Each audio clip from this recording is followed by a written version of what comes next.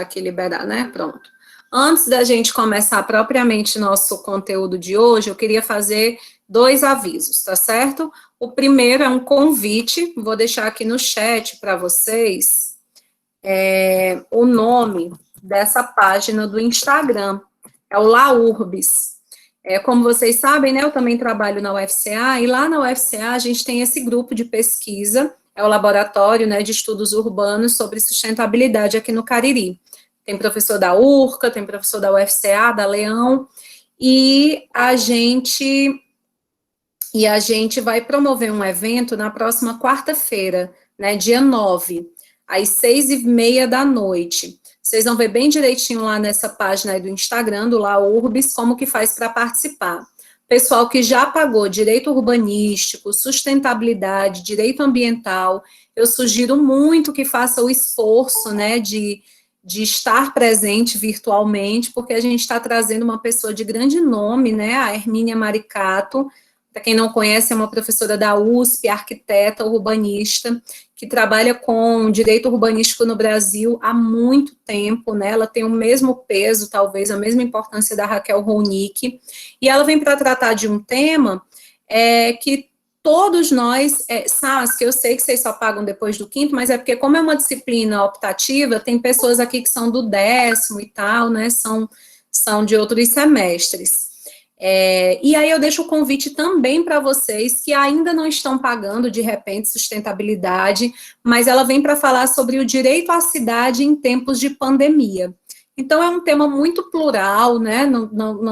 Certamente não tem dificuldade, assim, né? Para que vocês compreendam. Eu acho que vocês iam conhecer uma excelente humanista, né? Eu não chamo ela nem de arquiteta, nem de jurista, ela é uma pessoa que superou essas barreiras aí do conhecimento. E aí a atividade vai ser certificada pela UFCA, vocês vão receber o certificado por e-mail, e o certificado conta para a carga horária complementar. Então, fica aí a sugestão, eu sei que vocês têm aula, né, no horário AB, e aí, obviamente, vocês vejam, né, se for, de repente, se não tiver uma atividade programada, eu sei que todos os professores estão deixando o link das aulas, né, então você faz uma análise aí, vê o que o teu bom senso te sugere, se for possível, né, se faz presente lá no evento, que eu acho que vai ser bem legal, tá certo? E respondendo aqui a Fábio Augusto, quem não respondeu a frequência, não tem problema, Fábio, no finalzinho da aula eu deixo 10, 15 minutinhos para poder chamar justamente aquelas pessoas que não responderam e retirar a falta, tá certo? Mas já vou te avisando que a partir da semana que vem a gente não precisa passar por isso, que eu vou descobrir aí o que a Lorena e o Alan me ensinaram para que a gente gere aí esse relatório, tá bom? E Saskia, que bom que você está gostando, né, da disciplina de sustentabilidade. É uma disciplina assíncrona e é um desafio, né, conseguir interagir desse jeito sem a gente se encontrar ao vivo. Mas eu espero que a gente vá, enfim, vá gostando realmente. Esse seria o primeiro aviso, gente, sobre o Laurbis. Alguma dúvida? Alguém quer colocar alguma coisa? O certificado, provavelmente, aqui na Unileão, em carga horária complementar, conta na parte de extensão, tá certo? Porque evento contabiliza em extensão. Tranquilo? Ok. O segundo aviso, gente, é com relação ao texto, né? Tem o link da inscrição, isso, na página do Instagram, lá do Laurbis, vocês podem acessar por lá que tem o link. Já pode se inscrever, inclusive. Pessoal, eu tinha dito na semana passada que eu ia abrir um fórum para a gente deixar, na verdade, um fórum não, desculpa, um espaço para atividade, para a gente poder fazer uma resenha daquele texto que a gente começou a discutir, para vocês colocarem lá. Só que aí, gente, naquele mesmo dia nós recebemos uma orientação da coordenação de que a gente evitasse nessas atividades, nessas primeiras semanas, porque havia muita gente ainda fazendo ajuste de disciplina, e aí depois essas pessoas iam ficar, né, sem terem realizado as atividades, precisando fazer posteriormente. E uma orientação da coordenação também que a gente não acabasse não cobrando tantas atividades a cada aula, porque muitos alunos estavam começando a se sentir sobrecarregados e sugeriram que a gente desse uma diminuída nisso. Então, nesse ensejo, eu acabei desistindo de abrir lá o espaço da tarefa para vocês, mas eu espero que a gente tenha tido tempo de ter lido o texto, né? Hoje, eu queria que a gente pudesse, no nosso cronograma de aula, né, para hoje, está previsto o texto do Aristóteles, né, sobre a retórica clássica. Mas como a gente não terminou o texto da semana passada, então eu gostaria de começar por esse da semana passada, tá certo? E aí, na medida em que a gente consiga avançar, a gente entraria no dessa semana. Pode ser assim? Vocês sabem a qual texto eu estou me referindo? Que é aquele Argumentação em Busca de um Conceito, da Débora Masman, que está lá no Unileão Digital. Inclusive, se vocês puderem abrir o texto, isso é o que fala do Perelman e dos outros, né, dos outros autores sobre esses conceitos de argumentação. Diversas não, na verdade são 4 teorias sobre argumentação. Então, vocês abrem lá, por favor? Acho que seria bacana a gente ir acompanhando o texto. Me deem feedback. Quem conseguiu ler o texto? Só para eu ter uma ideia de como é que a gente trabalha aqui. Se a gente trabalha mais no sentido de que não conhecemos ainda, ou se a gente já pode avançar, enfim, considerando que houve a leitura. Ótimo. Um bocadinho de gente aqui está dizendo que leu, ótimo. Muito bem, gente. Então, vamos lá fazer alguns... Pelo que eu estou colocando, pelo que eu estou vendo aqui, a maioria leu. Então, vamos aproveitar só para concluir, porque eu acho que semana passada eu falei com vocês somente do Perelman, para a gente comentar as outras teorias, os outros autores, e tirar as dúvidas que, porventura, de repente tenha ficado. Encerrando isso, a gente entra no texto dessa semana, no conteúdo dessa semana. Só lembrando que nosso objetivo de aprendizagem da semana passada e dessa semana é o mesmo, é que a gente possa compreender esse percurso histórico da argumentação, para que a gente não fique só com a técnica, né, mas para que a gente compreenda também, entenda a essência, entenda o percurso, em como nós chegamos a essa compreensão da teoria argumentativa que a gente usa hoje no direito, tá certo? Então, vamos lá.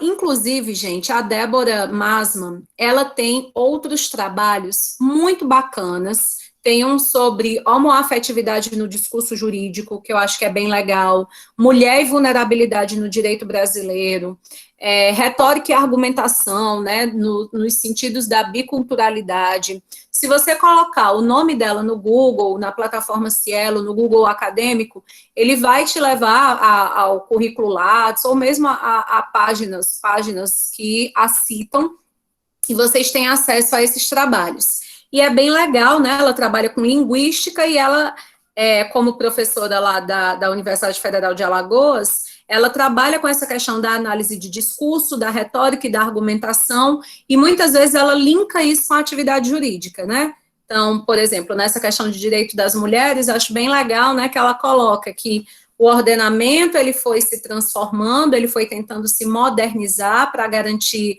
essa qualidade de vida, ou essa isonomia, ou essa igualdade, né, para o sujeito feminino, porém, muitas vezes a linguagem dos magistrados, especialmente, mas também de outros profissionais da área jurídica, pela linguagem, se percebia que aquele conjunto de normas, ele estava presente lá no código ou na lei esparsa, mas ainda não estava configurado na representação, no imaginário que o profissional do direito tinha. Então, na linguagem se repercutia um outro direito, e não aquele que já estava em vigência. Então, são coisas interessantes. Não sei se vocês gostaram do texto. Quem leu aí, vocês acharam interessante, vocês gostaram? Quem tiver gostado, eu acho que vale a pena, que a gente não vai poder trabalhar todos aqui, né, uma disciplina de 40 horas, o tempo é muito curtinho, mas eu acho que vale a pena outras leituras dessa autora. Vocês gostaram? Vocês acharam a leitura bacana? Qual o feedback? Sincerão mesmo, né? Pode dizer.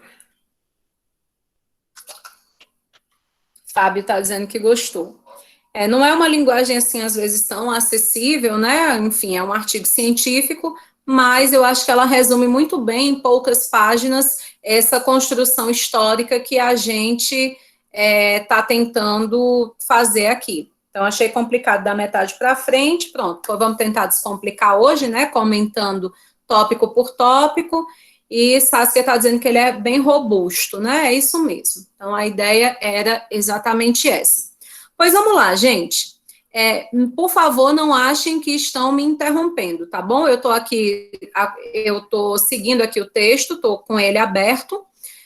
Espero que vocês façam a mesma coisa para a gente ir acompanhando juntos. Na hora que vocês quiserem falar, por favor, abram o microfone e falem. A ideia aqui é a gente dialogar mesmo, porque já é difícil ficar só vendo as fotos, né? Sem saber com quem é que a gente está interagindo. Então, sem falar também, aí a pessoa fica doidinha. Então, na hora que quiserem, por favor, se manifestem. Eu acho que na semana passada, gente, nós falamos um pouquinho sobre essas considerações iniciais que ela faz aí, logo na página 99, né? Na página 1, no caso do PDF.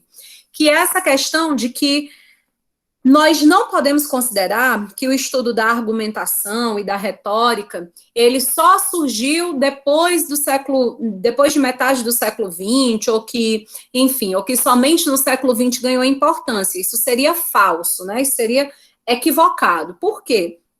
Porque como a gente, inclusive, vai estudar, né, se Deus quiser, a partir da aula de hoje, se der tempo, nós sabemos que a retórica aristotélica, platônica, são realidades, né, da filosofia clássica. Então, a gente está falando de milhares de anos atrás em que esse debate ele já acontecia. Então, dessas considerações iniciais, o que eu gostaria que vocês fixassem é que a argumentação ela era tida como um conhecimento que interessava a filósofo, né, que interessava ao pessoal que estuda linguagem, né, a linguística, e somente, né, para o restante das áreas de conhecimento, era muito um conhecimento, de certa forma, supérfluo, né, como ela coloca aí, atrelado às figuras de estilo, ou seja, às figuras de linguagem, tipo como deixar o texto mais atraente, mais bonito, não havia tanto interesse por essas técnicas. Então, e ela nos informa, né, que essa mudança paradigmática, né, em que a gente vai ter a argumentação figurando como centro em diversos conhecimentos científicos, especialmente nas ciências humanas e nas ciências sociais aplicadas, vai se dar depois de 1945, né, ou seja, depois da Segunda Guerra Mundial, que é algo bem interessante para a nossa reflexão. Se a gente não consegue dialogar, se a gente não consegue convencer usando o poder da palavra, nós certamente vamos procurar outras estratégias de convencimento. E se a estratégia for a violência, se a estratégia for a força bruta, né, se a estratégia for a ameaça, for o medo, né, for o terror psicológico, nós possivelmente não teremos qualidade de vida e corremos o risco de vivermos aquele período de guerra novamente. Então, é nesse sentido que a argumentação depois de 1945, ou seja, depois da Segunda Guerra Mundial, ela passa a gozar de um prestígio na academia, né, nas universidades, em diversos campos do conhecimento científico, inclusive o direito, por essa razão. Porque a gente considera que, e aí eu sugiro para vocês esse trechinho, logo na página 99, ela diz, olha, a argumentação ressurge como essencial à vida em sociedade. Ela é a força do simbólico, é o poder da palavra que se sobrepõe à força física, né, que se sobrepõe ao autoritarismo, que se sobrepõe à violência. Então, não é por acaso que após 1945 a gente vai tentar trazer esse conhecimento, né, à tona com muito mais evidência. É bem parecido com o que acontece com a hermenêutica. Para quem já pagou a disciplina de hermenêutica, você deve lembrar que a hermenêutica era considerada um conhecimento de filósofos, inicialmente, né? Depois ela passa a ser um conhecimento que só interessa aos religiosos, né? Para traduzir a Bíblia, para compreender a Bíblia. E só no final do século XIX é que a gente tem a compreensão de que a hermenêutica ela não podia servir só para interpretar e compreender a Bíblia, mas sim para compreender qualquer texto escrito. E aí, com o Schleiermacher, né, um filósofo que resgata esse conhecimento da hermenêutica e vai aplicar a todo o texto escrito. Inclusive, o direito passa, então, a se aproximar de forma muito mais robusta da hermenêutica, justamente para interpretar seu principal texto escrito, que naquele momento era a lei. Então, de forma semelhante, estou tentando criar aqui uma comparação para que a gente observe que foi nesse sentido, né, que esse conhecimento sobre a argumentação, ele também foi remontado, né, também passou por um processo semelhante, como um conhecimento que é realmente das ciências humanas. Sabe quando a gente fala sobre Freud, ou quando a gente fala, sei lá, sobre Karl Marx, e é difícil dizer em que área, por exemplo, Freud. A gente pode dizer que Freud é só médico, né? Ele é filósofo, ele é psicólogo, ele é o quê? E aí, para muitos autores, esses grandes pensadores que transcendem as diversas áreas do saber, né? A teoria que eles criam impacta o conhecimento científico como um todo, né? Por isso que eles muitas vezes são denominados humanistas. Então, são sujeitos que conseguem nos ajudar a compreender o sujeito humano em sua essência, né? Não cabe dentro de uma caixinha disciplinar. Então, é mais ou menos isso que acontece com a teoria da argumentação, com a argumentação depois da Segunda Guerra Mundial. Ela passa a ser um conhecimento humanístico mesmo. Ela deixa de interessar somente a filosofia ou somente a linguística, e ela se sobrepõe como um conhecimento humanístico, né? Para que a gente possa viver melhor em sociedade a partir dessa possibilidade de termos a possibilidade de dominar, né? Porque a partir do momento em que a gente convence a pessoa a fazer, a deixar de fazer alguma coisa, a se movimentar no ritmo que a gente dita, a gente está, em alguma medida, exercendo dominação sobre essa pessoa ou sobre essas pessoas, porém de forma pacífica, né? Porém de forma com ética. Então, essa seria essa grande questão. Tranquilo, pessoal? Não me deixem falando sozinha aqui, não. Pronto, ótima pergunta, Johanna. Ótimo, exatamente, é nesse sentido. Valorização de estratégias linguísticas para a difusão de direitos humanos, posso considerar sim. Por quê? Porque um direito essencial, direito humano básico, é direito à vida, é direito à liberdade, é direito à igualdade. E esse tripé é o primeiro que é atingido quando a gente se torna vítima de violência, de terrorismo, de medo, né, de terror. Então, essa estratégia, esse conjunto de estratégias de argumentação, eles certamente podem nos ajudar, né, nesse sentido de efetivar direitos humanos. Gostei. Bom, dando continuidade aqui, gente, ela vai dizer o seguinte: a partir da segunda metade do século XX, a gente vai assistir, portanto, o nascimento de diversas teorias sobre argumentação. Sabe aquele negócio que está na moda? Aproveitando o merchan que eu fiz, né, do evento de direito urbanístico. Quando a gente fala sobre urbanismo hoje em dia, está muito na moda, está muito no cerne das discussões essa teoria sobre gentrificação, né? Quase todos os artigos científicos hoje em dia falam sobre gentrificação quando vão tratar de urbanismo e qualidade de vida, que é esse fenômeno, basicamente, quando a gente consegue garantir qualidade de vida num determinado espaço da cidade, por conta de uma reforma urbana, por conta de uma revitalização mesmo do espaço, aquele lugar que era periférico, ele acaba se tornando inacessível para as pessoas que estavam ali. Então, é como se fosse assim, na medida em que o bairro vai sendo transformado para melhor, ganhando infraestrutura, as casas vão ficando mais caras, os apartamentos vão ficando mais caros, etc. E quem estava ali não tem condição de permanecer. Então, a pessoa é mais uma vez expulsa para uma outra área periférica. Então, é como se a gente nunca conseguisse colocar fim na periferia, porque na medida em que a gente revitaliza, o sujeito que está ali não consegue permanecer. Por que eu estou dando esse exemplo?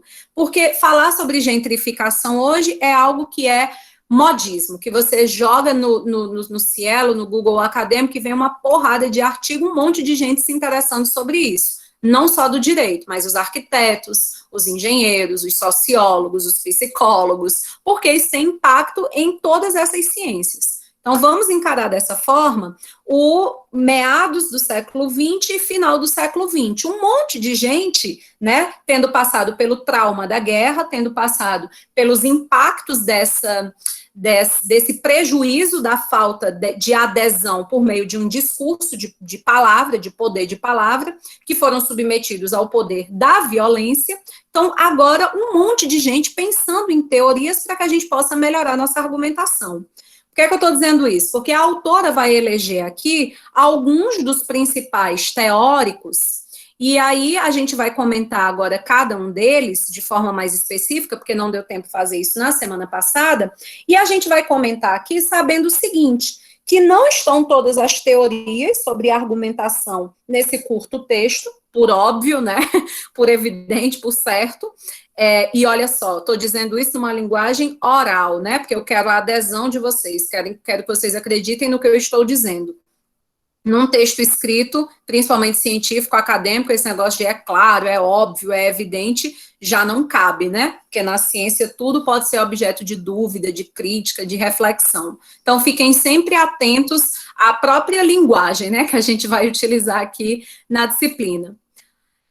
Lembro disso porque nós, se já não estamos fazendo isso, em breve vamos fazer, né, nas disciplinas de estágio. A gente precisa pensar muito bem na nossa estratégia argumentativa, quais palavras que nós vamos usar. Porque no caso aqui da oralidade, a gente pode se munir de diversos recursos, né, de toda essa expressão facial, né, de toda uma linguagem corporal, se me fosse possível dar aula de pé, de forma que vocês tivessem uma imagem confortável minha, né, que não é o caso, infelizmente eu tenho que ficar aqui sentada, mas que nos permitem, né, gerar adesão. No texto escrito, nós perdemos todo esse elemento que a teoria do Perelman vai chamar de teatralidade, né, todo esse jogo corporal, toda essa entonação que a gente dá à nossa voz, toda a vestimenta que a gente usa, né, todos os símbolos de poder que de repente a gente deseja ostentar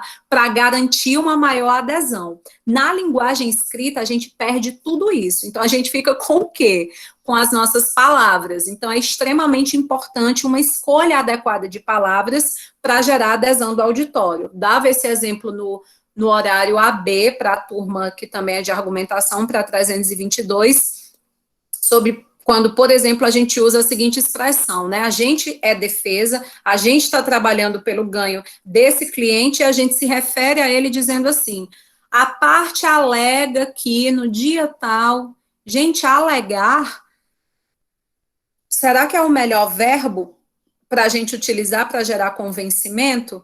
Sabe, fulano alegou, então ele alega que é verdade, é como se ele ainda não tivesse provado, está apenas alegando, me prove, né? É diferente, por exemplo, do peso de uma palavra como a parte afirma. Afirmar, nesse contexto, nos traz muito maior a sensação de garantia. Está afirmando, está garantindo que foi dessa forma. Então, a gente precisa ter todo um cuidado, né, de pensar na nossa estratégia argumentativa, de forma, por isso que quando a gente vai escrever um texto, seja ele qual for, pode ser um artigo de opinião para um jornal. Tenho muito orgulho de uma aluna nossa, Raquel Costa, porque ela acabou de se formar, acho que ela se formou semestre passado, se não me engano, acho que não foi nesse não, foi no semestre passado, e ela já tem uma página editorial no jornal lá da cidade dela, com artigos de opinião. Então, a gente precisa pensar muito bem, enquanto advogados e advogadas, enfim, profissionais do direito, convites desse tipo podem vir a ser comuns, né? E a gente precisa pensar nas palavras que a gente vai utilizar, nas estratégias. Por isso, nunca, gente, cuidado aí com a gente precisa fazer esse exercício, né? Principalmente quando vocês estiverem escrevendo o TCC. Não é legal que a gente comece a escrever pensando nessa estratégia. a gente pode criar aí um bloqueio criativo. Você está tão preocupado com a formalidade, qual será a melhor palavra? Agora eu tenho que botar uma vírgula aqui, será que eu estou separando sujeito de predicado? Gente, isso vai provavelmente te atrapalhar no teu raciocínio, na tua capacidade criativa. Então, quando a gente vai escrever um texto, né, argumentativo principalmente, em que a gente quer o convencimento das pessoas, a gente se joga, a gente só escreve, a gente só deixa fluir. E aí, quando a gente termina, isso às vezes acontece comigo, quando eu estava escrevendo a tese, às vezes acontecia isso na madrugada, eu dormia com um caderninho do lado da cama, e isso não é incomum em quem está produzindo trabalho científico, porque às vezes você sonha, ou mesmo numa noite de insônia, você pensa, eita, tal coisa, e aí você já, anota. E aí, depois é que você vai fazer esse trabalho que eu estou falando aqui de revisão, de melhor escolha de palavras, de buscar sinônimos para não ficar se repetindo, né? Então, tudo isso faz parte da estratégia argumentativa. Inicialmente, a gente deixa o negócio rolar solto para não atrapalhar a nossa criatividade, para não nos bloquear. E aí, depois, quando a gente considera que até aqui, eu acho que por enquanto o que eu venho pensando é isso, aí vem o momento de revisão, em que eu vou me preocupar com coesão, com coerência, com semântica, com gramática, com concordância verbo-nominal, e por aí vai. Tranquilo? Ok? Tá. Então, dito isso, né, o Perriman, ele vai ser, gente, o pai da nossa disciplina, né? Não sei se é a expressão politicamente correta, talvez, mas de forma assim bem simplória, bem coloquial, o Perriman, de todos esses autores que ela vai nos trazer aqui, ele é o que mais tem a contribuir com o direito, né? A teoria do Perriman é a que a gente é obrigado a ler quando a gente está nos espaços de pós-graduação, né? Mestrado, doutorado em direito. Não é que os outros autores não vão contribuir com a ciência jurídica, não é que os outros autores não impactam no direito, mas o que eu estou dizendo aqui é que a teoria do Perriman, ela acaba tendo maior adesão àquilo que a ciência jurídica precisa. Gente, do Perriman, eu quero destacar algumas coisas aqui para vocês. A primeira delas é que essa teoria dele, né, de 1945, a nova retórica, ou seja, o próprio nome, nova retórica, já nos sugere, ele está em oposição, ele está em contraposição a alguma retórica antiga, senão a gente não utilizaria esse termo novo, né? Então, a que o Perriman, ele é contrário? Quem lê o texto, o que é que vocês acham? Qual é a crítica? Do que é que o Perriman quer se afastar? Me diz aí.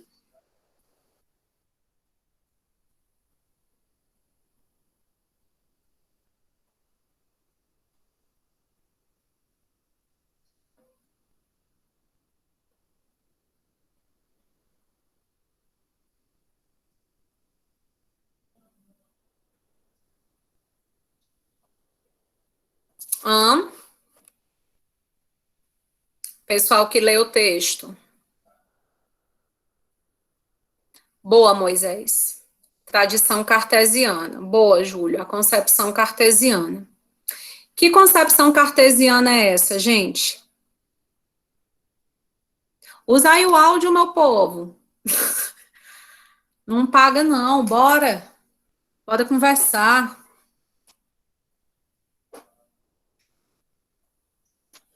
O que é que essa concepção cartesiana, ela propõe a teoria da argumentação? Ela propunha, né?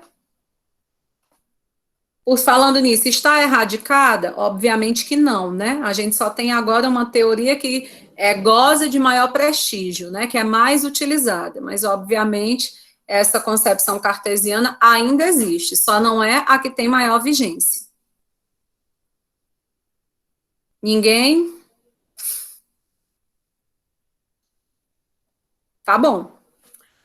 Essa concepção cartesiana, gente, ela vai nos propor uma argumentação que está preocupada com verdade, que está preocupada com lógica. Acho que a gente falou sobre isso semana passada, né? Que está preocupada muito mais com a demonstração do que propriamente com a argumentação.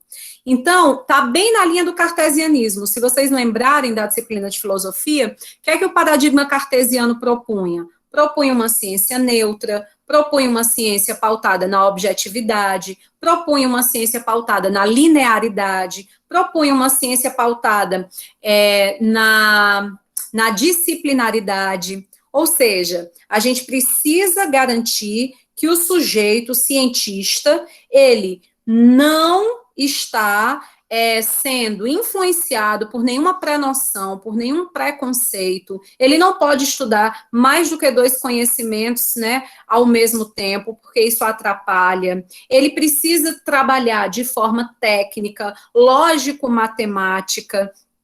Então, e aí isso acabava gerando o que Saskia está tratando aqui para a gente. Acabava considerando que o verossímil era falso. Então, gente, perceba por isso que eu gosto tanto de estudar história e compreendo que sem história a gente não consegue aprender nada, né?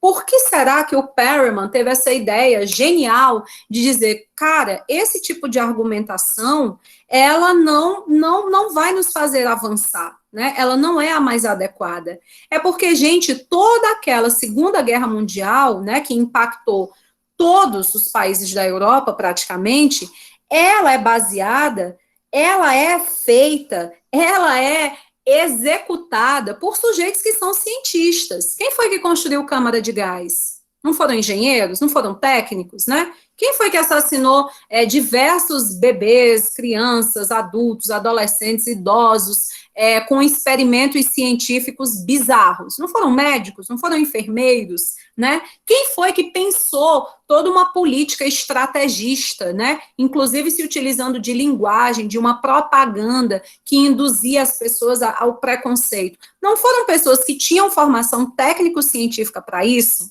Então, o paradigma que se opõe ao cartesianismo, ele vai surgir de forma realmente forte, né?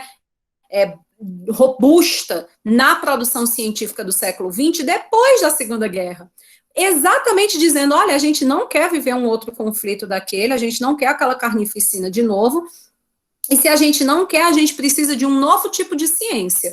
Não uma ciência que está predisposta a produzir bombas sem saber em quem serão lançadas, mas uma ciência que tenha compromisso ético, que tenha compromisso afetivo, que tenha compromisso dialógico, etc, etc, etc. Então, a teoria do Perelman, ela não se encaixa no cartesianismo. E aí, muito cuidado, não estou afirmando que o pensamento cartesiano, que o paradigma cartesiano nos leva necessariamente para a falta de ética ou para a produção de conhecimentos que não ajudam a sociedade a evoluir. Eu só estou dizendo que, dentro do contexto do cartesianismo que nós tivemos, né, do século XIX até meados do século XX, naquele momento em que o Perelman elaborou a teoria, ele estava sendo julgado dessa forma, né, como sendo uma forma de produzir ciência que acabava por desumanizar o ser humano.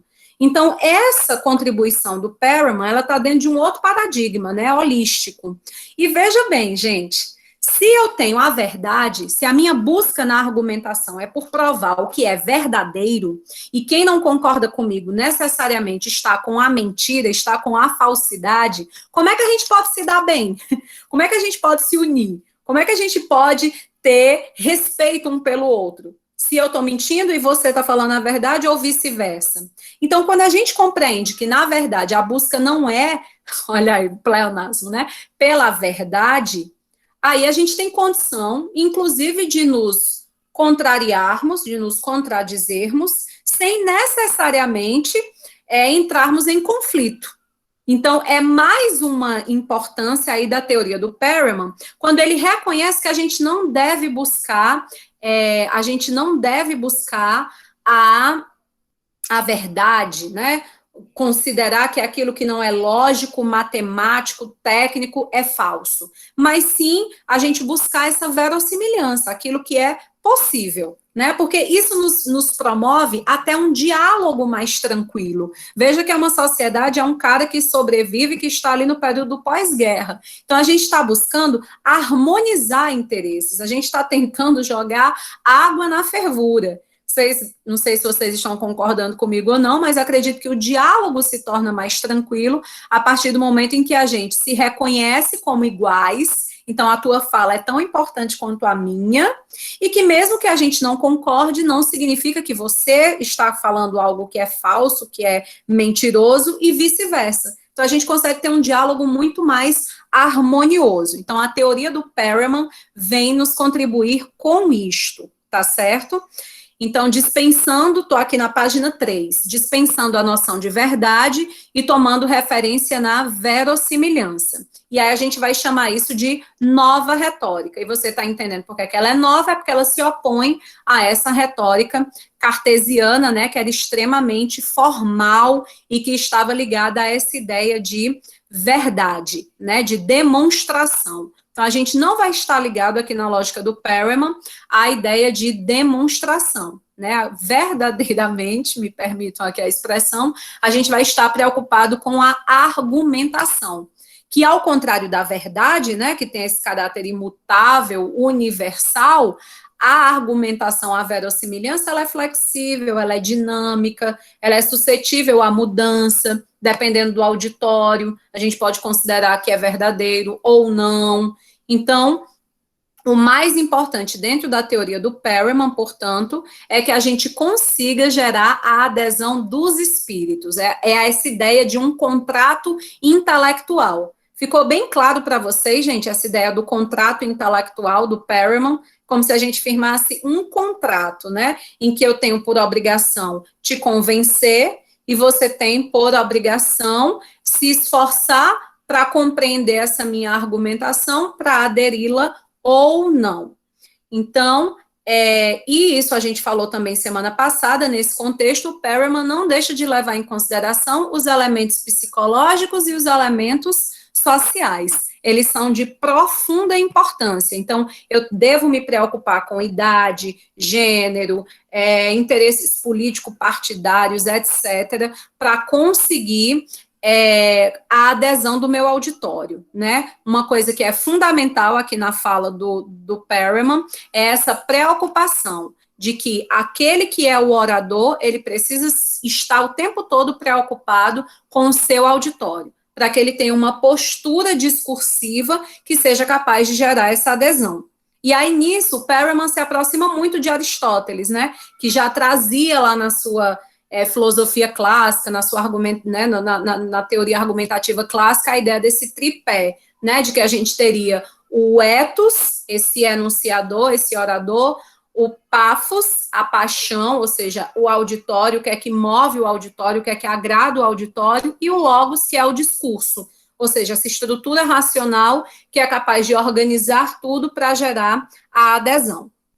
Então, ele tem essa inspiração, né, nesse pensamento da retórica clássica, aristotélica, e eu acho que fica bem evidente para nós por que é que o Perelman, ele é tão importante para o direito. É exatamente a nossa prática profissional, a nossa atividade, especialmente do advogado, da advogada, né? Não temos compromisso, não somos uma profissão de fim, somos uma profissão de meio, a advocacia é a profissão de meio. Louco, louca, e me arrisco a dizer até mesmo antiético, aquele profissional que diz, fique tranquilo que a sua causa está ganha. Tá tudo certo. Isso aí é uma besteira, nós vamos ganhar, vai dar tudo certo.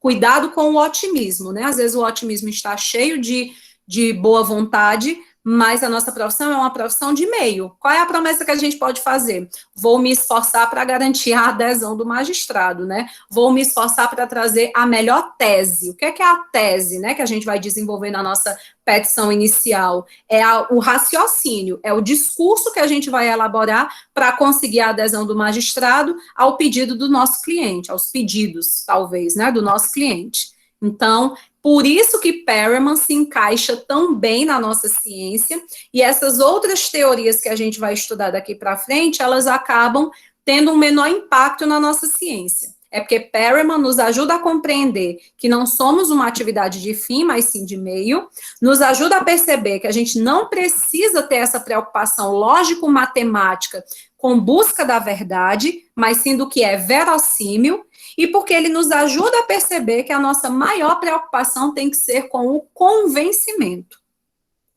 Tá tranquilo isso, gente? Algum comentário que vocês queiram fazer?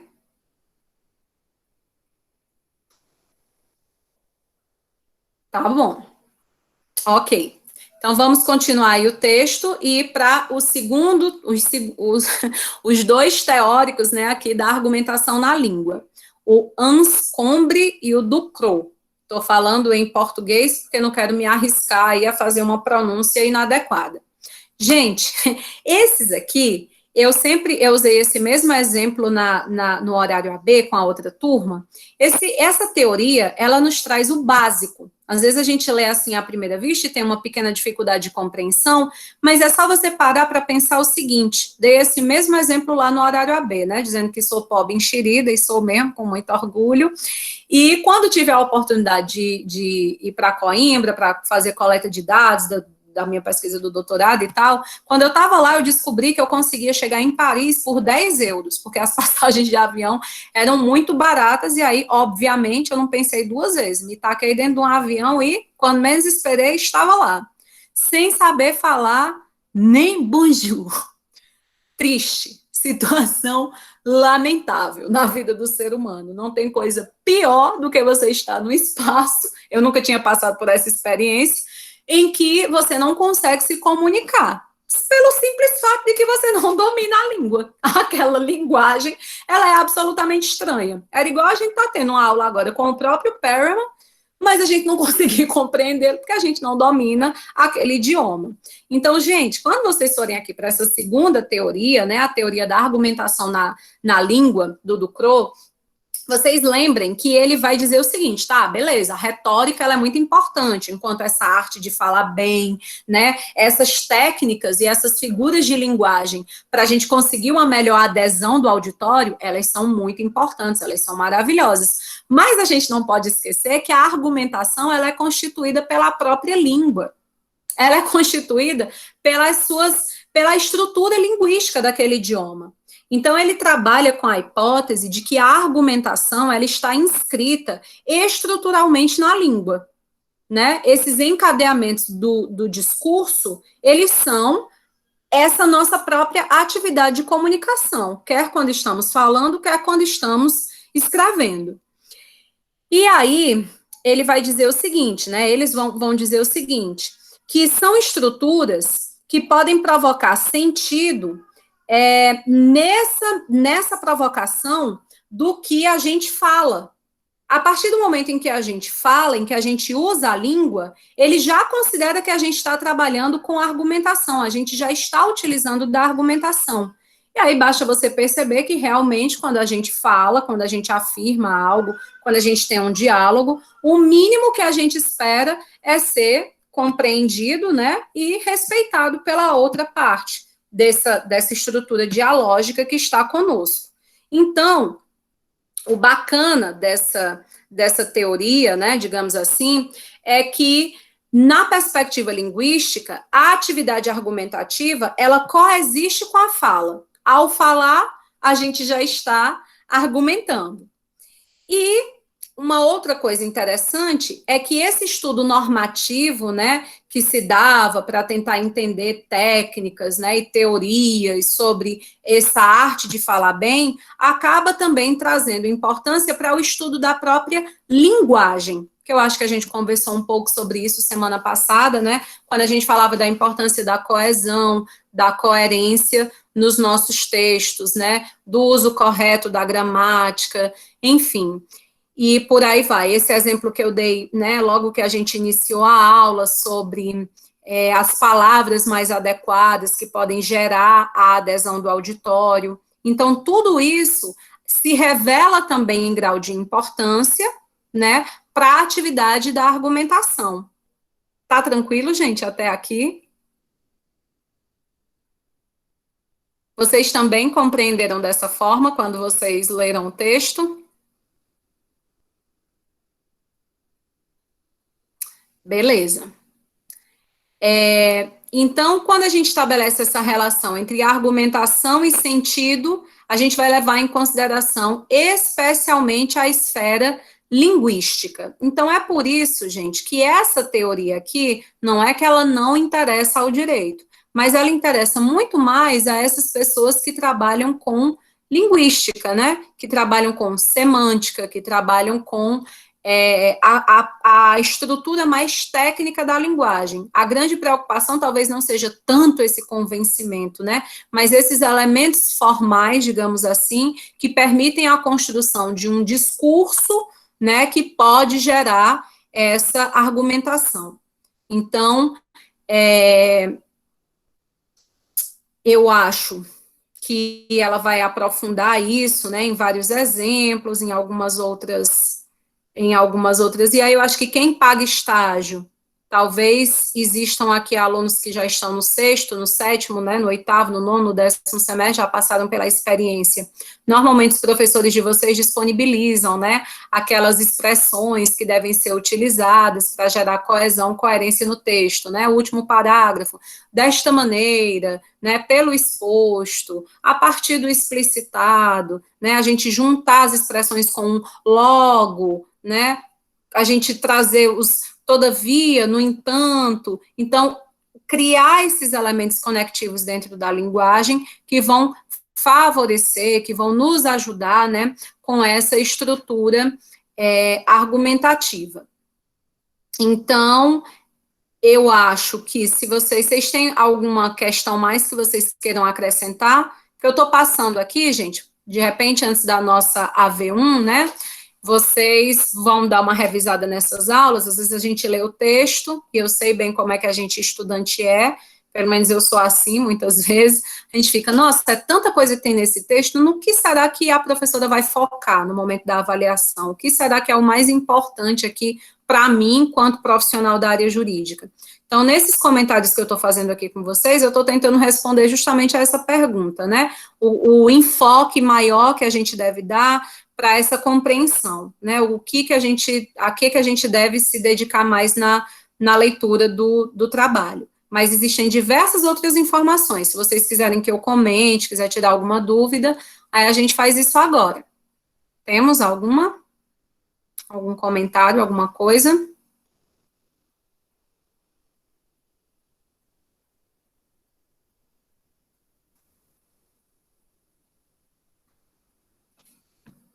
Muito bem. Gente, que silêncio sepulcral, tô passada. Tô achando que eu não tô conseguindo gerar adesão nesse meu auditório, não. Tô achando que vocês estão aí ligados na câmera e fazendo alguma outra coisa. Ai, meu Deus do céu, será? Vão aí de alguma forma interagindo, porque é um tiro no escuro, viu? Literalmente. No horário AB, a gente estava conversando, o pessoal estava com uma câmerazinha ligada, eu estava mais conformada, mas aqui o negócio tá osso. Enfim, se não querem comentar nada agora, vamos lá para o Vignot, né, que vai nos trazer um modelo cognitivo da argumentação. Esse modelo cognitivo, pessoal, eu acho até que tem alguma semelhança, né, com tudo que a gente fala sobre o Perelman e essa teoria anterior. Propõe um modelo para o estudo da argumentação que se inspira, de um lado, na lógica e no outro, na ciência cognitiva e da linguagem. É quase como se fosse uma síntese, né, das teorias anteriores. A gente nem vai levar em consideração somente a linguística, mas a gente vai levar em consideração também os fenômenos cognitivos que acabam acontecendo durante esse processo de produção do discurso argumentativo. Então, é uma teoria híbrida, obviamente, né? Porque, de certa forma, ela considera elementos da retórica clássica, cartesiana, essa questão lógica, formal, que deve existir no discurso, porém, considera que os elementos cognitivos que envolvem esse discurso, eles não podem ser deixados de lado, eles precisam também serem trabalhados, serem estudados para que a gente possa, de fato, garantir uma melhor argumentação. Então, essa proposta aqui, ela se baseia em 3 domínios: a enunciação, a argumentação e a cognição, que vão atuar de forma conjunta e, de certa forma, complementar. Alguém quer comentar aqui como é que se dá esses 3 domínios? A enunciação, a argumentação e a cognição?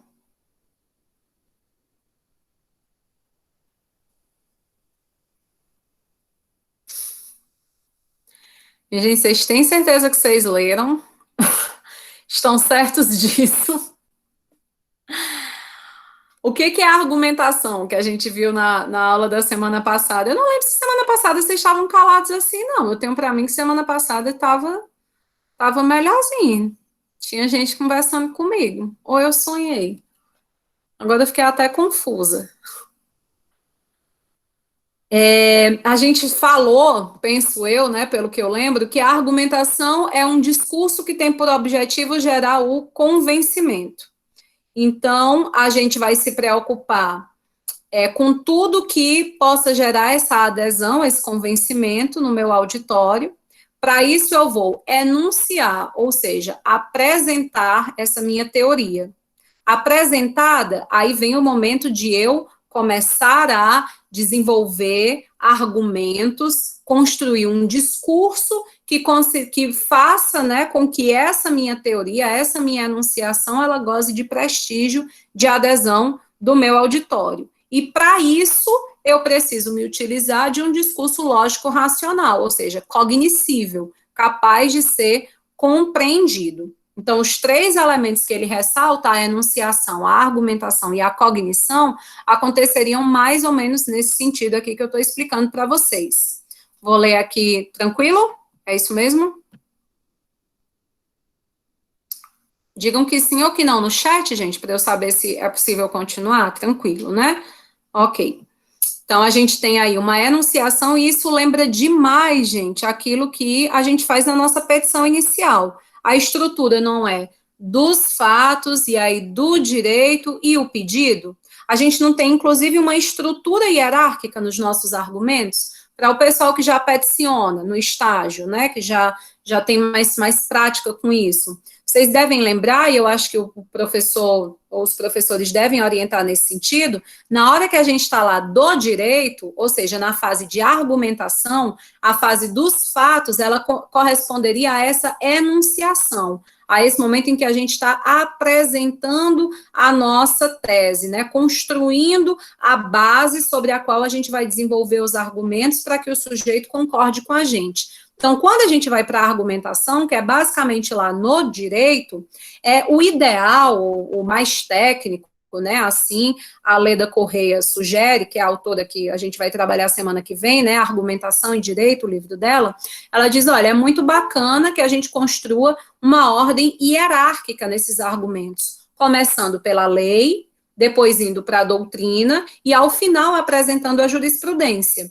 Então, há quem faça e há quem ache que isso é uma bobagem, que a gente deve apresentar os argumentos da forma que a gente achar melhor. A técnica jurídica argumentativa nos sugere que a gente faça dessa forma, justamente para que a gente possa provocar uma maior adesão. Nós ainda estamos inseridos em um sistema jurídico profundamente arraigado, influenciado, historicamente construído sob a égide do positivismo. Tanto que quando a gente diz assim, tá na lei, não, mas isso aqui é lei, isso já é lei. É como se a gente estivesse demonstrando, dizendo como se não estamos, né, de fato. E dizendo assim, olha, não há questionamento, não é possível questionar, porque já passou por um crivo legislativo e já está em vigência. Então, se você gosta ou se você não gosta, isso é problema seu, mas o fato é que tem que ser acatado.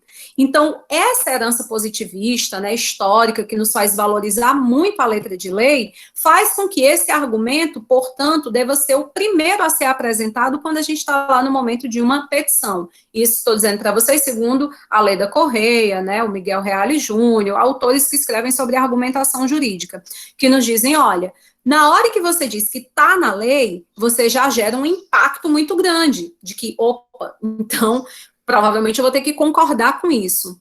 O segundo argumento que a gente deve utilizar é o doutrinário. E aí vem toda a questão da estratégia argumentativa que a gente vai usar. Ou seja, eu vou usar qual doutrina? Qual será a doutrina que vai me garantir uma melhor adesão? Vocês já fazem isso, eu tenho certeza que vocês fazem isso. Porque a gente ainda é fruto, a gente ainda tem, muitas vezes, essa herança negativa no ensino jurídico, em que existe, às vezes, a figura de um professor que diz, olha, essa é a minha bibliografia, esses são os melhores livros, essas são as teorias que eu acho que são as mais adequadas. E aí, às vezes, talvez você nem concorde, você até estuda em casa por um outro material que você se sente mais confortável. Mas na hora de fazer a prova daquele professor, você corre e se apega àquela bibliografia, àquele autor que ele utiliza mais em sala de aula, ou que ele cita mais lá no momento das suas pesquisas, porque você sabe que a sua chance de ter adesão é muito maior.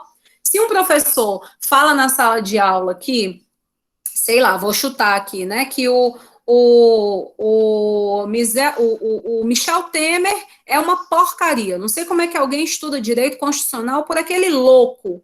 Você é capaz, você acha que é estrategicamente favorável para ti citar o Michel Temer na tua prova de direito constitucional desse professor, desse cara? Provavelmente não é.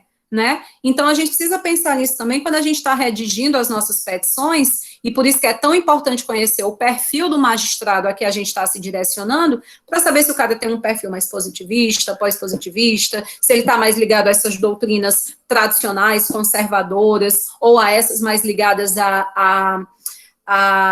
ao novo, né, direito, né, chamado assim, essa questão do ativismo judicial. Quem é essa pessoa? Para que a gente possa, nesse segundo espaço, né, da argumentação, em que a gente vai trazer o conhecimento científico, a gente trazer algo que tem qualidade, porque isso é imprescindível. Eu citava esse exemplo no horário AB, quem já foi meu aluno, eu acho que eu já citei esse exemplo algumas vezes em sala de aula. Eu já tive o desgosto de fazer parte de uma banca de TCC em algum lugar do Brasil, né, em uma banca, que o aluno estava se formando em administração e estava falando, o tema da monografia era motivação. Motivação no ambiente de trabalho, né? A importância da motivação para o colaborador no ambiente de trabalho. Você pega um trabalho desse e diz, nossa, deve ser show. Acho que ele está trazendo aí autores do direito, né, da psicologia, da sociologia. Tem muita gente para falar sobre isso. Mas digo a vocês com muita tristeza que 70% do trabalho se baseava numa obra de um autor chamado Bernardinho. E eu, minha Nossa Senhora, eu nunca ouvi falar, né? Que interessante. De onde é que vem isso? E, avançando na leitura, o negócio parecia muito cru, muito superficial, muito senso comum. Até que eu vou ver lá nas referências da pessoa que o Bernardinho a que ele se referia era o Bernardinho técnico de vôlei, né?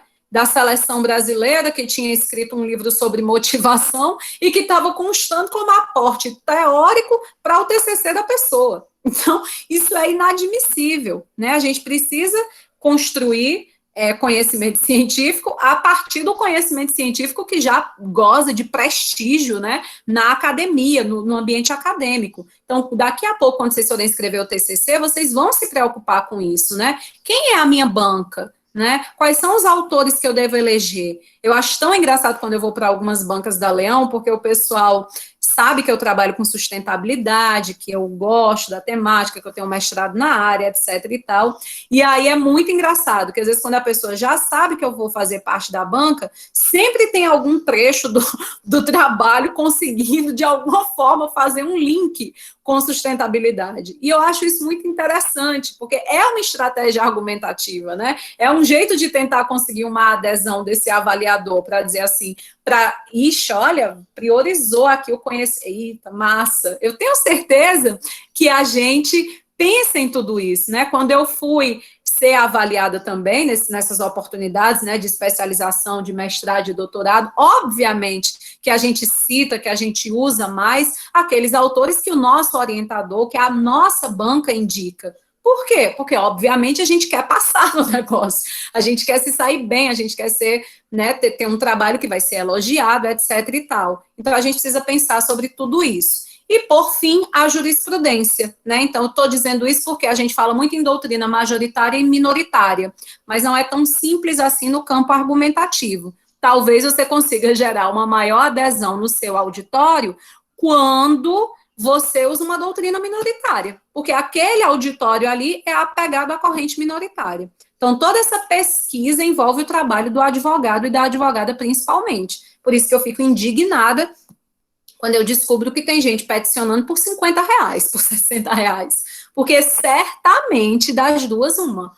Ou a pessoa realmente não leva em consideração nada disso, né? Pega um modelo de petição na internet e faz do jeito que quer, e é o samba do crioulo doido mesmo, e salve-se quem puder, o cliente. Ou então a pessoa não tem noção do valor do trabalho dela para fazer todo esse trabalho, né? E cobrar tão pouco e se desvalorizar dessa forma. Enfim, e o último argumento, o jurisprudencial. Olha que coincidência, que não existe coincidência, né, na história, mas consequências de atos anteriores, de momentos históricos anteriores.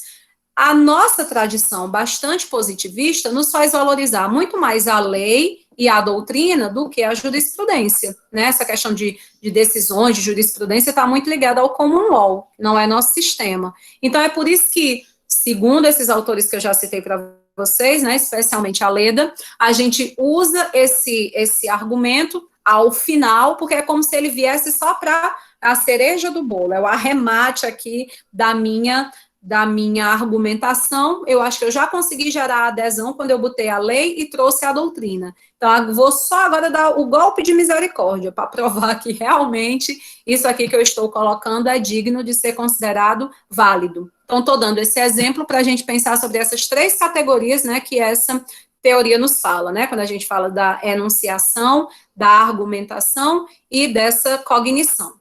Tranquilo, gente? Beleza de Creuza? Sim, Alan, né? Sim, Denis. Tranquilo. Ótimo. Está me falando na questão da cognição. Eu sabia. Não era possível. Obrigada, Lorena. Diga, minha filha. Não, ficou a dúvida para mim só na questão da cognição, que eu não entendi tão bem. Pronto. Essa cognição é mais ou menos essa técnica que eu estou tentando explicar aqui para vocês, dessa escolha sistemática da ordem dos argumentos, né? A gente usar primeiro a lei, depois a doutrina, por fim a jurisprudência. Então, a cognição é como se fosse esse sentido, ele não coloca na teoria que a gente vai juntar a lógica com a cognição, né, com esse contexto mais psicológico, social e etc. Então, nesse sentido aí, a cognição, ela vai entrar com esse domínio linguístico, sei lá, enciclopedista, que vai nos ajudar a organizar melhor, semântico, a nossa argumentação. Então, a cognição, ela tem a ver também com o imaginário, com as representações que a gente vai utilizar. Muito comum em tribunal do júri, né? Quando a pessoa, sei lá, a vítima foi uma mulher vítima de assassinato e a gente cria toda uma representação de ótima filha, ótima mãe de família, pessoa benquista na sociedade. A gente cria todo um imaginário. Então, isso entra nesse elemento de cognição, né?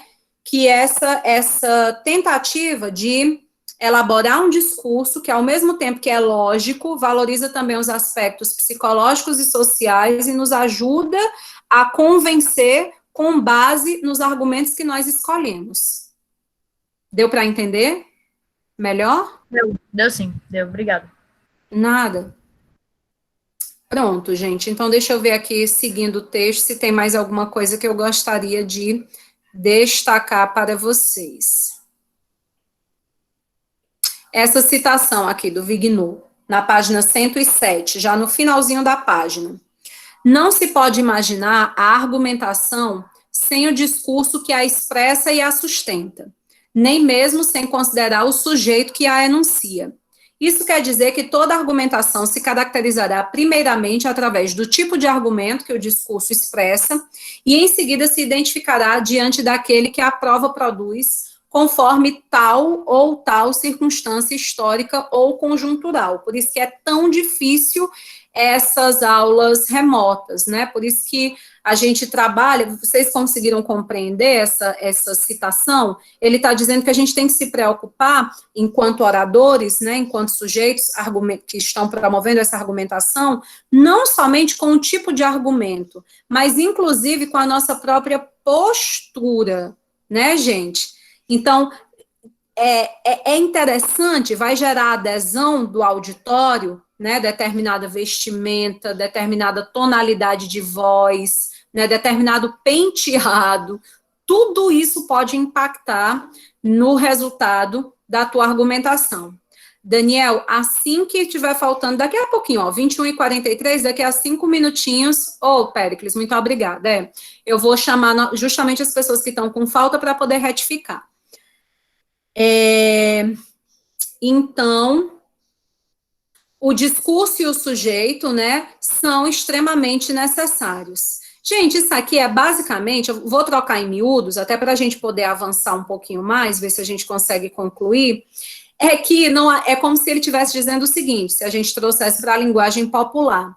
Não adianta você ter o melhor argumento do mundo, né? Você está munido da melhor doutrina, de você estar munido da lei, de você estar munido de jurisprudência majoritária, é uma súmula vinculante do STF. Nada disso vai adiantar se você, enquanto orador, não tiver a preocupação também de cativar o seu auditório. Por isso que essas câmeras desligadas são assim, tornam o trabalho extremamente difícil. Quem é o professor? O professor é um orador. O professor é um sujeito que está o tempo todo argumentando. Então, a depender de como o professor se porta e de como o auditório reage ao professor, aí a gente tem condição de saber se esse argumento, se essa oratória, ela está sendo válida, está sendo bem compreendida ou não. Então, é muito importante isso, né, gente? Ixi, Maria, é importante demais. Eu tive muitos professores assim, nesses espaços de pós-graduação, de mestrado e de doutorado. Era a pessoa mais preparada do planeta. Você pega o currículo, não cabe dentro de uma mala. Mas a postura em sala de aula, o abismo que é criado, né, entre o docente e o aluno, a linguagem que é utilizada, torna o negócio, desculpa a expressão, saco, um porre, né, a pessoa só falta morrer na cadeira, clama aos céus que chegue o horário de sair, ou então até sai antes, porque não gera adesão. Então, essa colocação aí que ele faz, tão bonita, é para que a gente não deixe de levar em consideração isso. Ah, mas eu sou foda, eu sou o melhor na área. Ah, eu tenho pesquisa sobre isso. Ah, eu tenho um doutorado nessa área. E isso não te garante a adesão do teu auditório por si só. Então, os argumentos, eles não se sustentam sozinhos. Eles se sustentam com essa figura do orador, né? E aí a gente não pode imaginar argumentação sem discurso, a gente não pode imaginar discurso sem orador. E aí isso é o que ele vai chamar de modelo cognitivo da argumentação, né, MCA. Finalzinho da página 107, para quem ainda está vivo aí acompanhando e tal.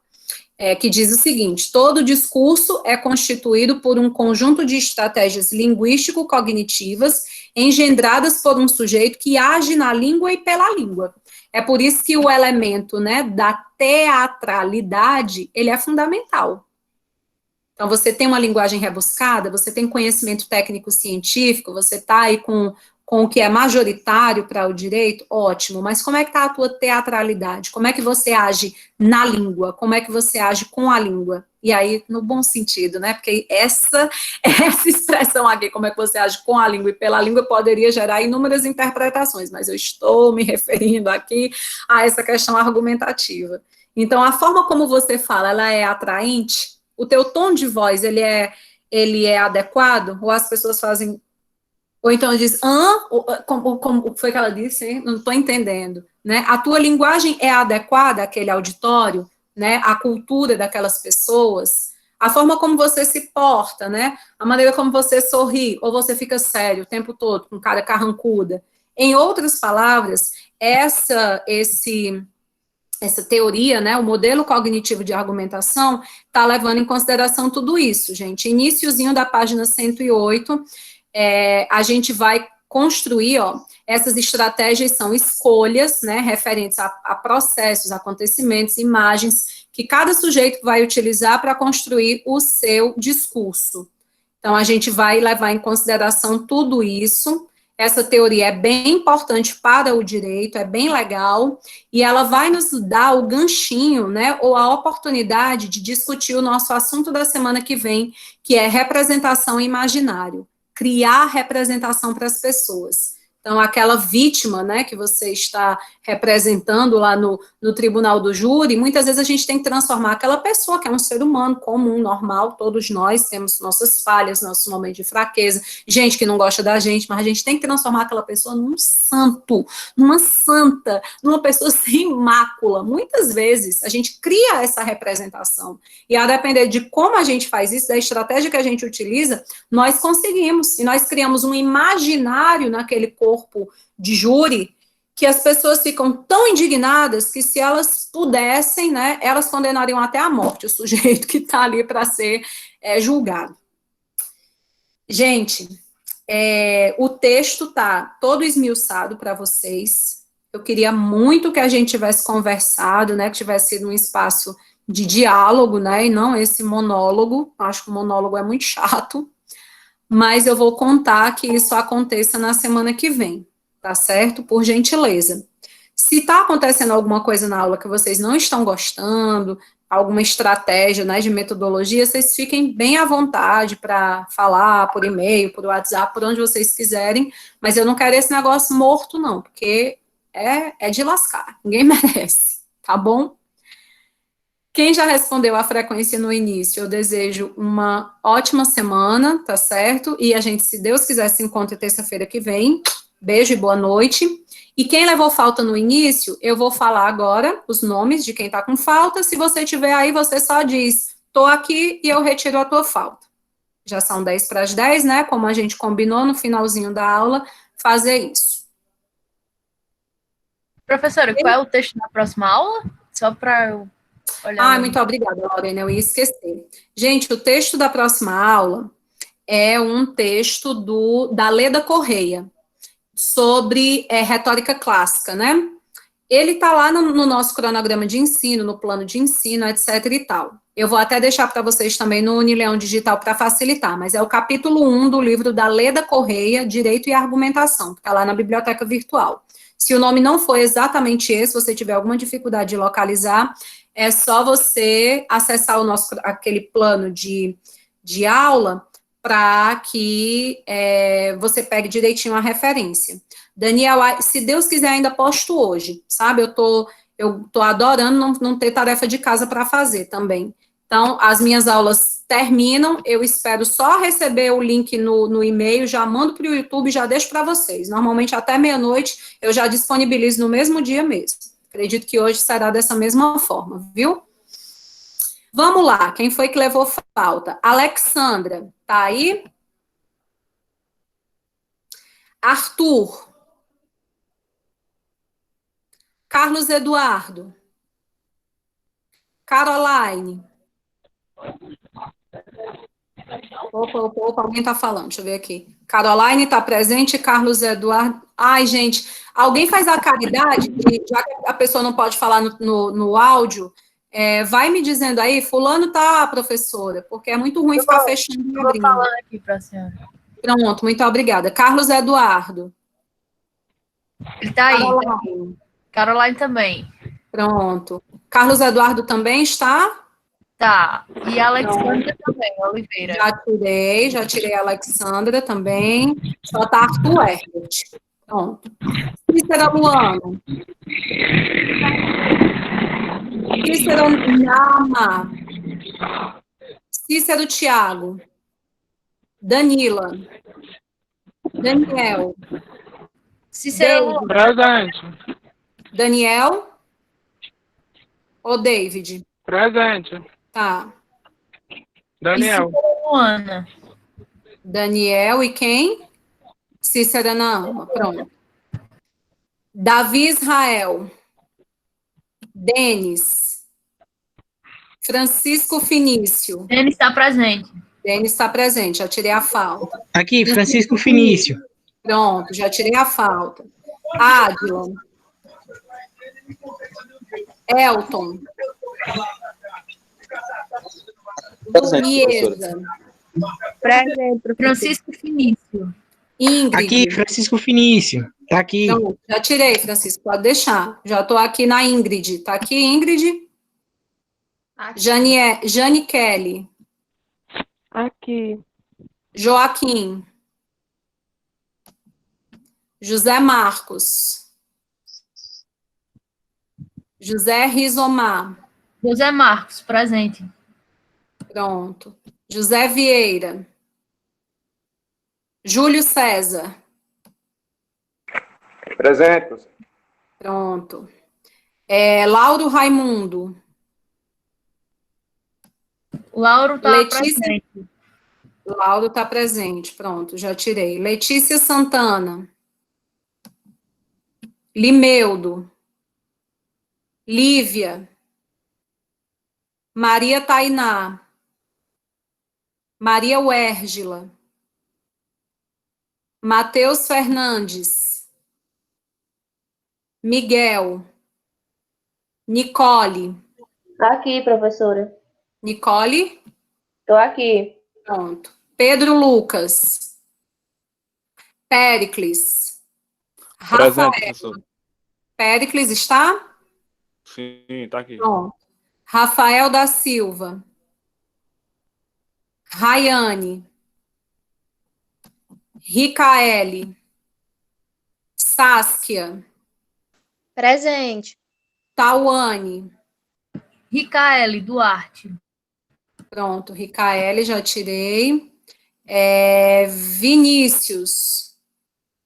Viviane. Pronto, Vinícius gente. Lima. Vinícius está? Isso, tá, Lima. Pronto. Já tirei. E Lívia Martins também falou aqui depois. Lívia. Martins. Pronto, já tirei também. Mais alguma coisa, gente? Professora Adrion. Adrion. Já não estava com falta, viu, Adrion? Iada, professora. Yara. Yara também não está com falta. Tranquilo, pessoal? Qualquer coisa também, se houver alguma incoerência, vocês me falam no WhatsApp e eu resolvo, tá bom? Beijo, boa noite, fiquem com Deus. A senhora passou uma atividade ou não vai ter? A atividade que seria para hoje, eu até tinha deixado uma pergunta no fórum, eu acho, né? A gente vai deixar para responder semana que vem, tá bom, Péricles? Tranquilo? Boa noite, pessoal. Espero que a gente interaja melhor semana que vem.